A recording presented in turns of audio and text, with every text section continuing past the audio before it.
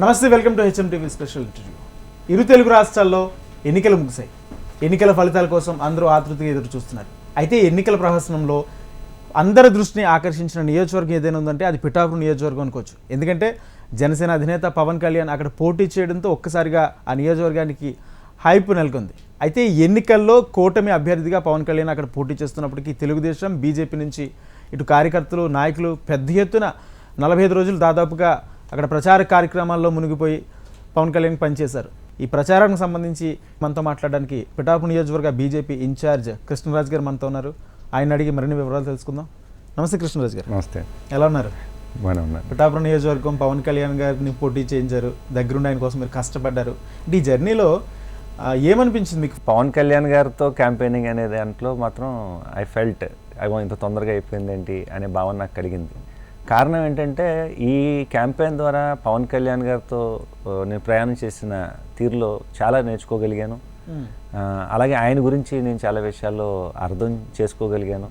So I think this campaigning is nothing but I can clearly say that Pawan Kalyan garu అందరూ power స్టార్గా, ఒక పెద్ద హీరోగా, ఒక సెలబ్రిటీగా సక్సెస్ అయ్యారు, రాజకీయంగా సక్సెస్ కాలేదు అనే మాటను అయితే మాత్రం నేను ఎప్పుడు కూడా తోసివేస్తాను. ఆల్మోస్ట్ ప్రతిరోజు మీరు పక్కనే ఉన్నారనుకుంటా. పిఠాపురంలో జరిగిన ఏ ర్యాలీ నేను మిస్ కాలేదు, ఏ పబ్లిక్ మీటింగ్ నేను మిస్ కాలేదు.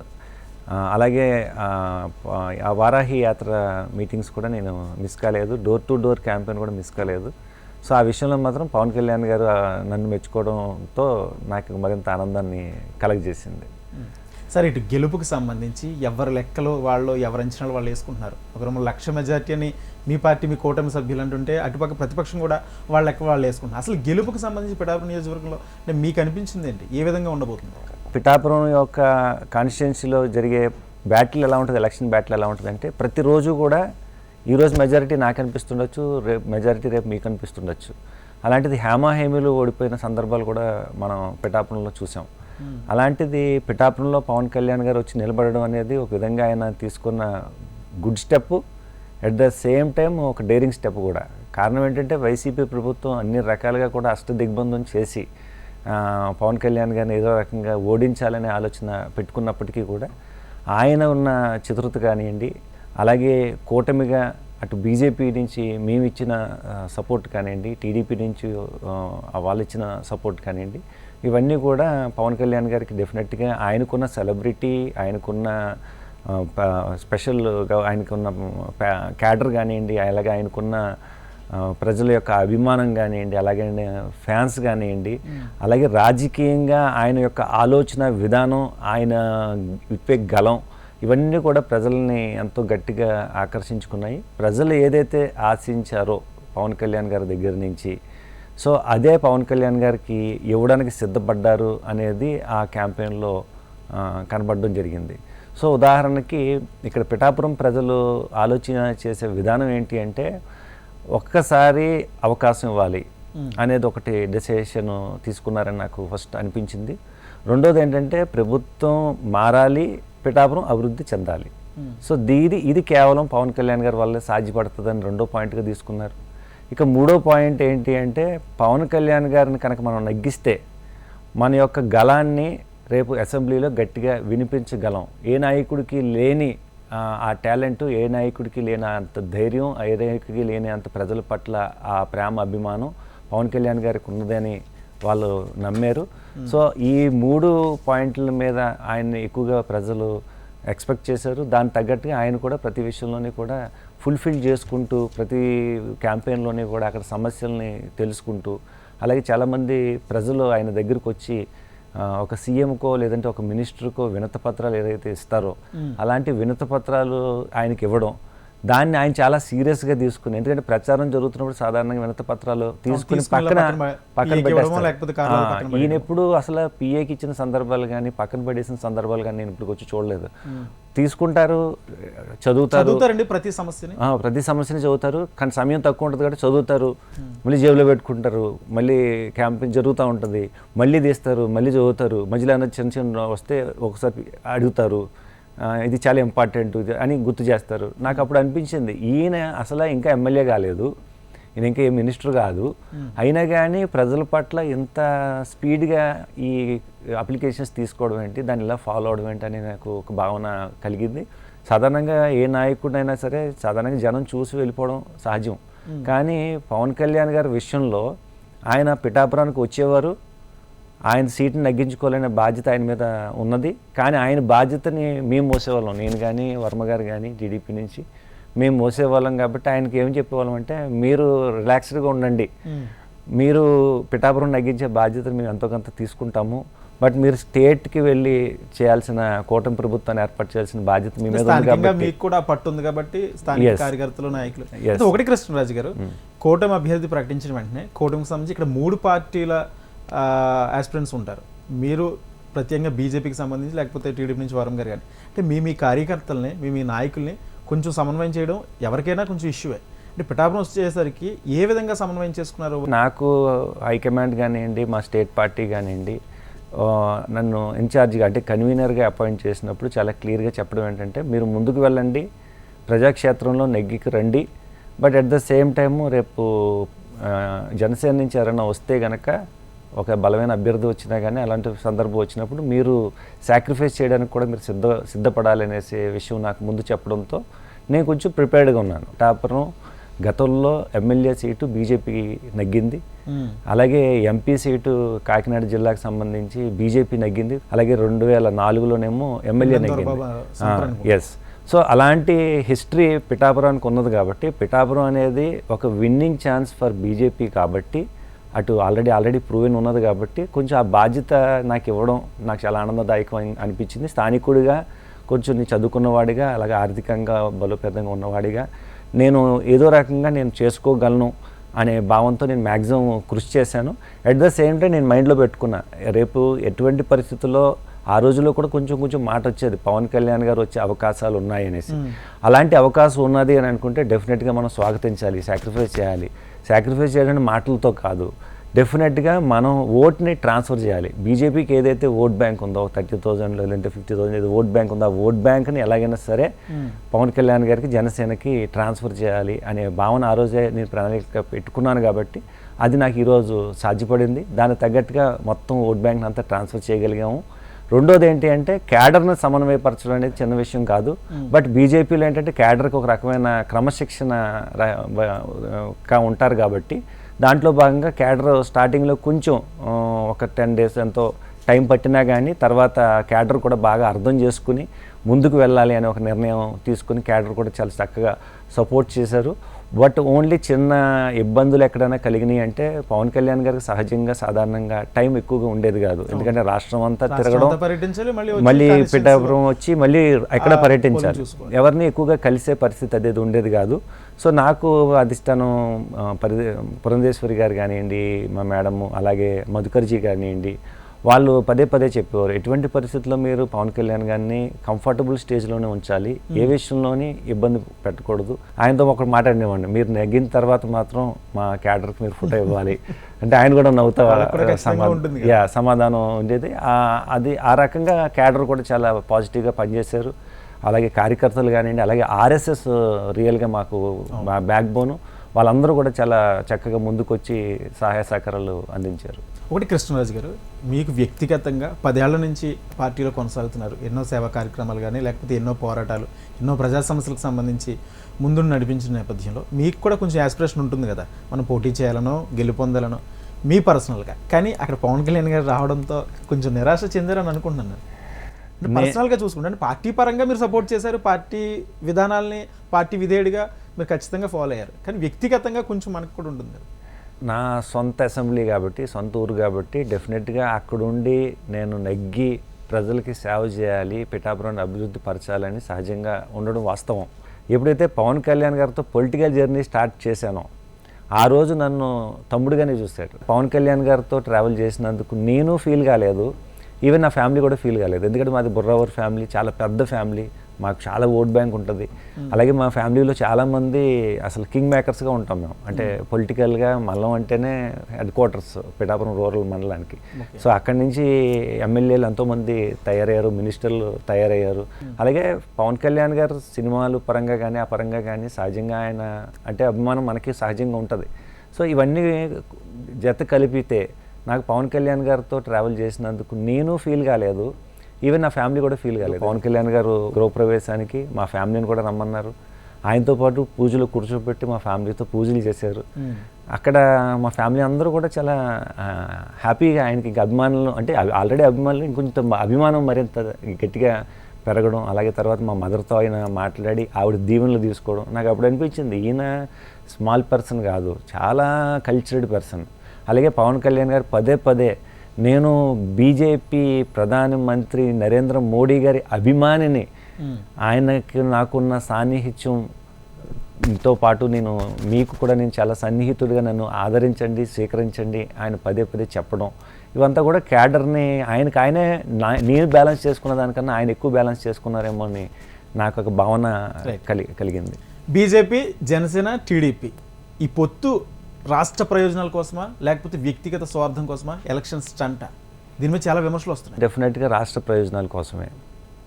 మా ప్రెసిడెంట్ పురంధేశ్వరి గారు కానివ్వండి, అలాగే మా నేషనల్ ప్రెసిడెంట్ నడ్డా గారు కానివ్వండి, అలాగే ముఖ్యంగా ప్రైమ్ మినిస్టర్ మోడీ గారు కానీ, అమిత్ షా గారు కానీ, వాళ్ళందరూ ఉద్దేశం ఒక్కటే ఏంటి అంటే మన యొక్క స్టేట్ డెవలప్ కావాలి. సంక్షేమం ఒకటే కాదు, సంక్షేమంతో పాటు అభివృద్ధి చాలా ఇంపార్టెంట్. అలాగే మోడీ గారి యొక్క ఆలోచన విధానం 5 ట్రిలియన్ ఎకానమీని తీసుకొచ్చి ఇండియాని టాప్ 3 పొజిషన్స్లోకి తీసుకురావాలి. ఆల్రెడీ మనం టాప్ 5లో ఉన్నాం, యూకేని మనం అధిగమించాం, రేపు జర్మనీని కూడా అధిగమించి మనం 3వ ప్లేస్లోకి వెళ్ళాలి అనే ఆలోచన ఆయనకు ఉన్నది. కాబట్టి దాంట్లో ప్రతి స్టేట్ కూడా డెవలప్ అయితేనే ఈరోజు ఇండియా డెవలప్మెంట్లో ముందుంటుంది. అందులో చాలా రిసోర్సెస్ ఉన్న స్టేటు, అలాంటి స్టేటు ఎందుకు ఇలా దిగజారిపోయి ఉంటుంది, ఎందుకు ముందుకు తీసుకెళ్ళలేకపోతున్నాం? ఒక వ్యక్తి కేవలం సంక్షేమం మీదే దృష్టి పెట్టి డెవలప్మెంట్ మీద ఎందుకు దృష్టి పెడతలేదు అనే కోణంలో ప్రజలు ఏదైతే ఆశిస్తున్నారో, ప్రజల యొక్క ఎజెండా ఇంపార్టెంట్ కాబట్టి, పర్సనల్ ఎజెండా కన్నా పబ్లిక్ ఎజెండా ఇంపార్టెంట్ కాబట్టి మోడీ గారు తీసుకున్న నిర్ణయం సబబని మేమందరం కూడా భావించాము. ఎందుకంటే అది పబ్లిక్ ఎజెండా కాబట్టి. సో ఇది ఎటువంటి పొలిటికల్ స్టంట్ కానే కాదు, కేవలం మన ఆంధ్రప్రదేశ్ అభివృద్ధి పదంలో ఉండాలి అంటే డబుల్ ఇంజిన్ సర్కార్ ఉండాలి అనేది మోడీ గారి యొక్క ప్రతిపాదన. ఆంధ్రప్రదేశ్ వికాసంగా ఉండాలి అని అనుకుంటే కనుక డెఫినెట్గా మోడీ గ్యారంటీ అనేది ఉండాలి. ప్రైమ్ మినిస్టర్ పేరు మీద ఇచ్చే పథకాలన్నీ కూడా కంటిన్యూ చేస్తూ కొత్తగా ఇచ్చిన మేనిఫెస్టోలో ఆయన మన ఆంధ్రప్రదేశ్కి ఇచ్చిన ప్రాధాన్యతను కూడా మనం దృష్టిలో పెట్టుకున్న దాఖలాలు మనం చూస్తే కనుక కూటమి యొక్క గెలుపు ఈరోజు ఆంధ్రప్రదేశ్ యొక్క మలుపు అనే ఆ ప్రతిపాదనని ప్రజలందరూ కూడా ఆశించారు. ఆశించిన దాంట్లో పవన్ కళ్యాణ్ గారు చాలా కీలక పాత్ర పోషించడం జరిగింది. అలాగే మా బీజేపీ లీడర్స్ అందరూ కూడా దానికి సమ్మతించడం జరిగింది. అలాగే నేషనల్ లీడర్స్ ఒప్పుకోవడం జరిగింది. సో ఇందులో పొలిటికల్ స్టంట్ ఎక్కడ కనిపించట్లేదు. ఓట్లు చేరుకోవడం అనేది ప్రధాన ఎజెండా. అయితే ఈ పిఠాపురానికి వచ్చేసరికి టీడీపీ నుంచి కానీ బీజేపీ నుంచి కానీ గ్రౌండ్ లెవెల్లో ఓట్ ట్రాన్స్ఫర్ జరిగిందా? ఖచ్చితంగా బీజేపీ నుంచి అయితే 100% ఓట్ ట్రాన్స్ఫర్ జరిగింది. దాంట్లో అసలు అలా అని కాదు, అంటే నేను యాజ్ ఏ బీజేపీఎన్గా నేను చెప్పగలిగేది ఫస్ట్ 100% ఓట్ ట్రాన్స్ఫర్ జరిగింది. అలాగే వర్మ గారు ఆయన అన్ని రకాలుగానే ఆయన ప్రయత్నం చేశారు. ఆయన కూడా చెప్పడం ఏంటంటే మేము కూడా 100% ఓట్ ట్రాన్స్ఫర్ చేశామని ఆయన కూడా చెప్పగలుగుతున్నారు. ఇక్కడ ప్రజలు ఆశించింది ఏంటి అంటే పవన్ కళ్యాణ్ గారు ఈరోజు మన దగ్గర పోటీ చేస్తున్నారు. సో రాష్ట్రాన్ని అభివృద్ధి పదంలో నడపాలి అంటే చంద్రబాబు నాయుడు గారు ఎంత ఇంపార్టెంటో పవన్ కళ్యాణ్ గారు కూడా అంతే ఇంపార్టెంట్. 10 సంవత్సరాలు అధికారం లేకపోయినా కానీ 10 years అసలు ఆయన పార్టీని నడిపిన విధానం చూస్తే నిజంగా వేరే ఎవరైనా సరే ఈ పార్టీని క్లోజ్ చేసేసేవారు. ఎక్కడా కూడా ఓటమికి బెనుకు లేదు. అంటే చాలా డిఫరెంట్ క్యారెక్టర్. అలాగే ఎటువంటి అవమానాన్నైనా సరే భరించే శక్తి ఆయనకు ఉన్నది. ప్రజలు నాకు ఇది కావాలి అనే ఒక కోరికతో, ఒక ఆశతో ఎదురు చూస్తే కనుక వాళ్ళని ఏదైనా సరే నేను చెయ్యాలి అనే ఒక పట్టుదల, ఇవన్నీ కూడా చూసి పవన్ కళ్యాణ్ గారిని కూడా దృష్టిలో పెట్టుకుని ప్రజలు పెద్ద ఎత్తున అటు ఓసీల, బీసీల, ఎస్సీల ఇవన్నీ కాసేపు పక్కన పెట్టేసి ముందు ఆయనకు ఓటేయాలనే ఒక ఎజెండాతో ముందుకు రావడం అనేది నాకు నిజంగా చాలా బాగా. ఒక పక్క స్థానికుడు కాదనేది ప్రధానంగా ప్రతిపక్షాలు ఆరోపిస్తున్న ఆరోపణలో స్థానికుడు కాదు పవన్ కళ్యాణ్ వచ్చి పిఠాపురాన్ని ఏం చేస్తాడు, పిఠాపురాన్ని చేసే అభివృద్ధి ఏంటి అని. అసలు పవన్ కళ్యాణ్ గారు నెగ్గితే నియోజకవర్గానికి అభివృద్ధి ఏ విధమైన అభివృద్ధి చేస్తారు ప్రత్యేకంగా? పవన్ కళ్యాణ్ గారిని స్థానికుడు అనే మాట మనం డెఫినెట్గా స్థానికుడిగానే తీసుకోవాలి. ప్రజలు ఇచ్చిన title Pawan Kalyan care of Pithapuram, Pithapuram care of Pawan Kalyan. రెండోది ఏంటి అంటే పిఠాపురం అనేది ఒక టెంపుల్ సర్క్యూట్, ఆధ్యాత్మికంగా చాలా ఫేమస్ ప్లేసు. ఆంధ్రప్రదేశే కాదు, ఈవెన్ అదర్ స్టేట్స్ నుంచి కూడా పిఠాపురం వస్తారు. పిఠాపురం కూడా కోస్టల్ ఏరియాకి సంబంధించింది, ఎందుకంటే ఆక్వాకల్చర్ ఉన్నది, పోర్ట్స్ ఉన్నాయి, అలాగే ఫిషింగ్ ఉంది.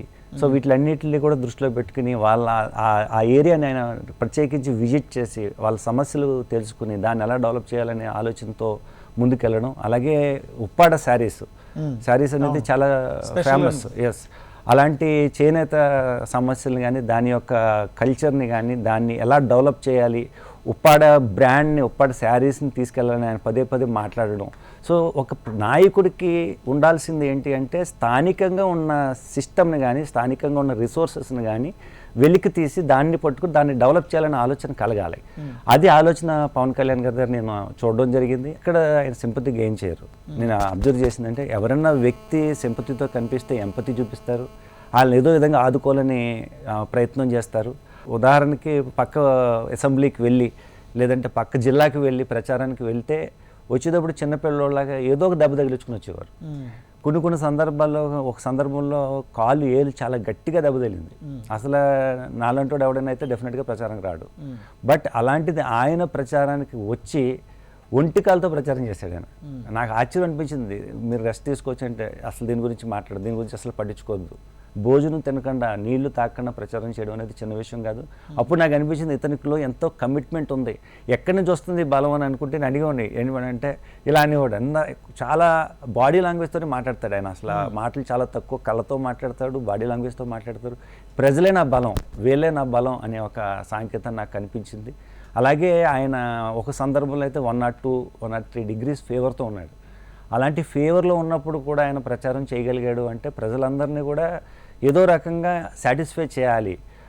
మీరు నాకు ఒక అవకాశాన్ని మీరు ఇవ్వాలని ప్రేమతో మీరు నా దగ్గరికి వచ్చారు అనే సందర్భాన్ని ఆయన ప్రతిదాన్ని కూడా ఆయన చాలా ట్యూన్ చేసుకుని వాళ్ళందరితో కూడా ఏదో రకంగా కళ్ళతో అయినా సరే పలకరించే స్వభావాన్ని, మంచి బాడీ లాంగ్వేజ్, అలాగే ఎక్కడెక్కడైతే అవసరమైంది అని అనుకుంటే కనుక ప్రతి ఒక్కరికి చేయి ఇచ్చి ఏదో రకంగా ఆయన్ని తాకితే చాలు.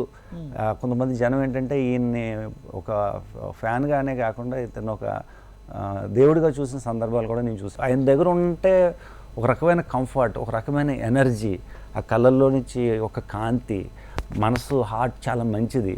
సో ఇవన్నీ డెఫినెట్గా నేనే కాదు ఎవరైనా అట్రాక్ట్ అవుతారు. సో ఆయనకి ఈరోజు ప్రపంచంలో ఎంతోమందికి ఫ్యాన్స్ ఉంటారు.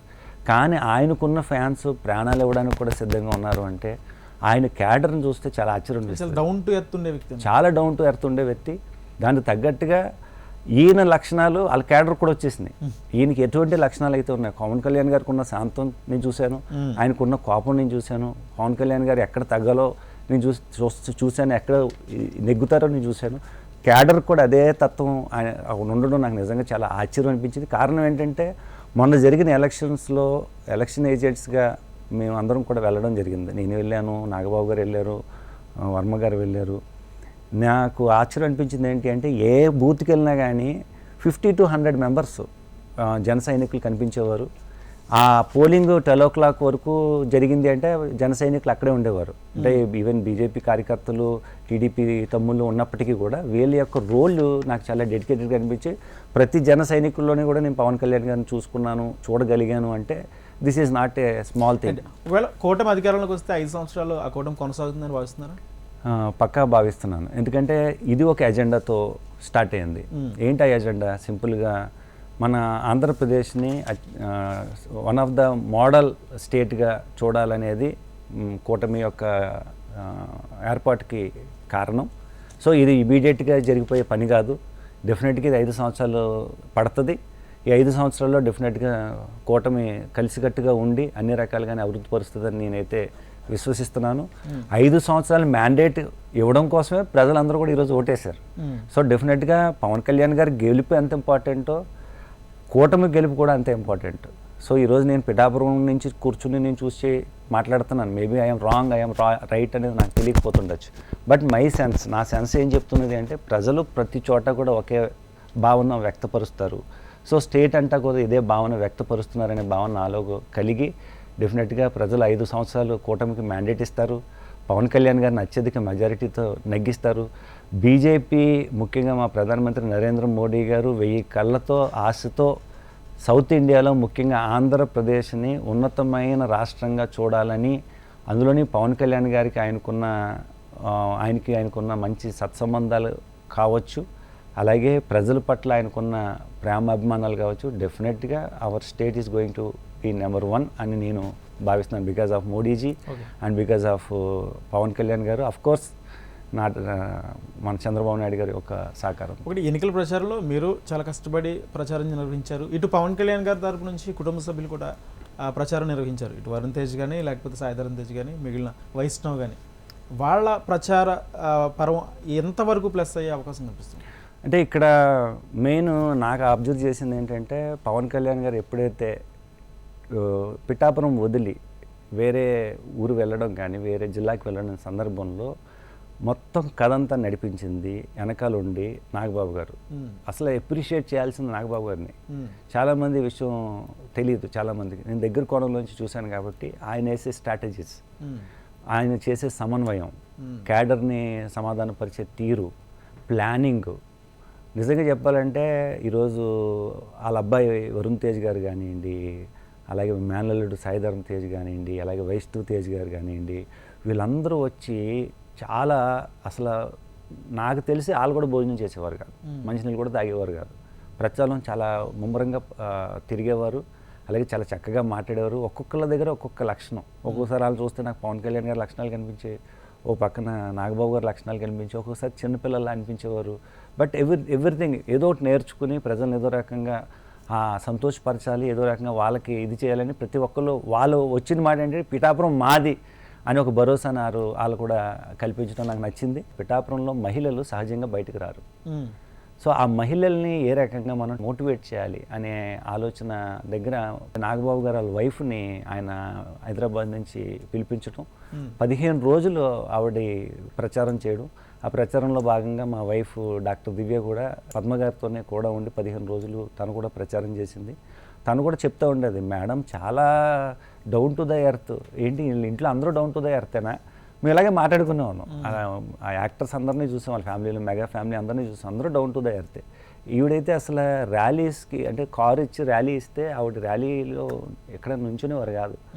దిగిపోయి ప్రతి ఇంటికి గడపకి వెళ్ళి ఇంట్లోకి వెళ్ళి వాళ్ళతో మాట్లాడి, మహిళలతో మాట్లాడి, ఆవిడ వలన ప్రతి మహిళ ఓటు ఈరోజు పడింది అంటే పవన్ కళ్యాణ్ గారు ఒకరే కాదు, నాగబాబు గారు ఒకరే కాదు, టీడీపీ ఒకటే కాదు, బీజేపీ ఒకటే కాదు, పద్మ గారి యొక్క పాత్ర కూడా ఉందనేసి నేను గట్టిగా నమ్ముతున్నానంటే మీరు ఒకసారి ఆలోచించండి. సో ఎవ్రీబడి, అలాగే చాలామంది టీవీ యాక్టర్స్ వచ్చారు, చాలామంది అదర్ హీరోలు వచ్చారు, హీరోయిన్స్ వచ్చారు, అలాగే నాగబాబు గారి యొక్క ఫ్రెండ్స్ వచ్చారు, అలాగే పవన్ కళ్యాణ్ గారిని అభిమానించే ఎన్ఆర్ఐస్ డిఫరెంట్ కంట్రీస్ నుంచి వాళ్ళందరూ కూడా వచ్చి వాళ్ళందరూ చేస్తున్న సర్వీస్ని కానీ ఎక్కడ ఒక్క నిమిషం కూడా అసలు అలా ఎక్కడ రెస్ట్ తీసుకునేవారు కాదు. ఇవన్నీ కూడా నేను ఎందుకు చెప్తున్నాను అంటే, ఒక వ్యక్తి కోసం అలాగే కూటమి కోసం ఇంతమంది ఫ్యామిలీ మెంబర్స్ కూడా, ఈరోజు నా ఫ్యామిలీయే కాదు, వర్మ గారి ఫ్యామిలీ, అలాగే మా బీజేపీలో ఉన్న ప్రతి ఒక్కళ్ళ ఫ్యామిలీ, అలాగే పవన్ కళ్యాణ్ గారు వాళ్ళ ఇంట్లో వాళ్ళ ఫ్యామిలీస్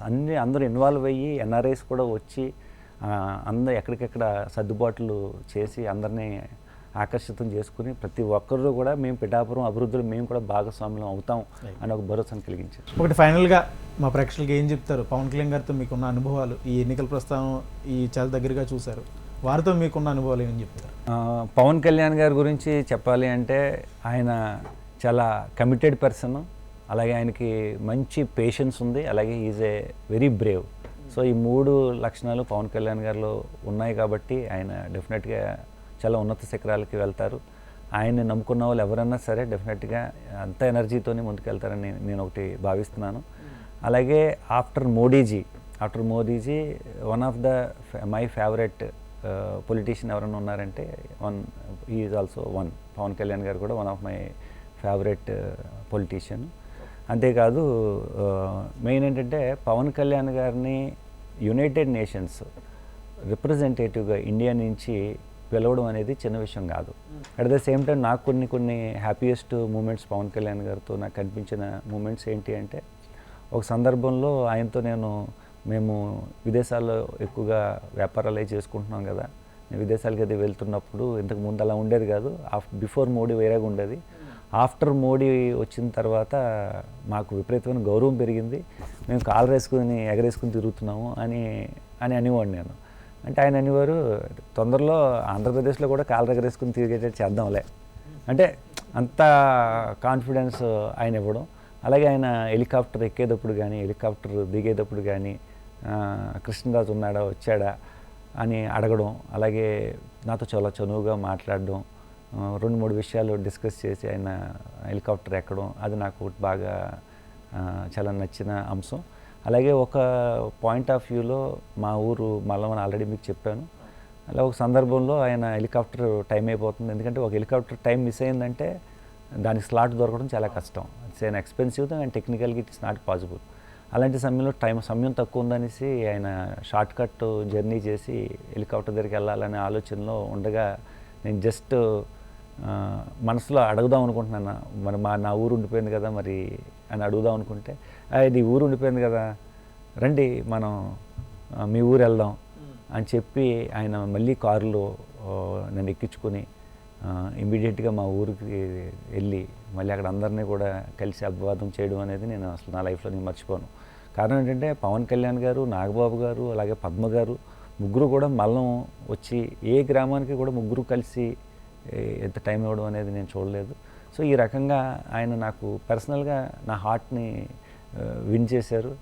సో ఆయన లైఫ్లో నేను ఎప్పుడు కూడా ఆయనతో ఈ ప్రయాణాన్ని నేను ఎప్పుడు కూడా మర్చిపోలేను. ఫ్యాన్స్ ఏం అభ్యంతరం చెప్పకపోతే పవన్ కళ్యాణ్ గారు is not only a power star, is a people star, that's all. Right, thank you Krishnaraju గారు, థ్యాంక్ యూ సో మచ్. మొత్తంగా పిఠాపురం నియోజకవర్గం అభివృద్ధి పవన్ కళ్యాణ్ గారితో ఖచ్చితంగా సాధ్యమవుతుంది, పిఠాపురం నియోజకవర్గ రూపురేఖలు మారిపోతాయంటూ కూడా కృష్ణరాజు గారు చెప్తున్నారు. ఇది వాళ్ళ స్పెషల్ ఇంటర్వ్యూ. Keep watching.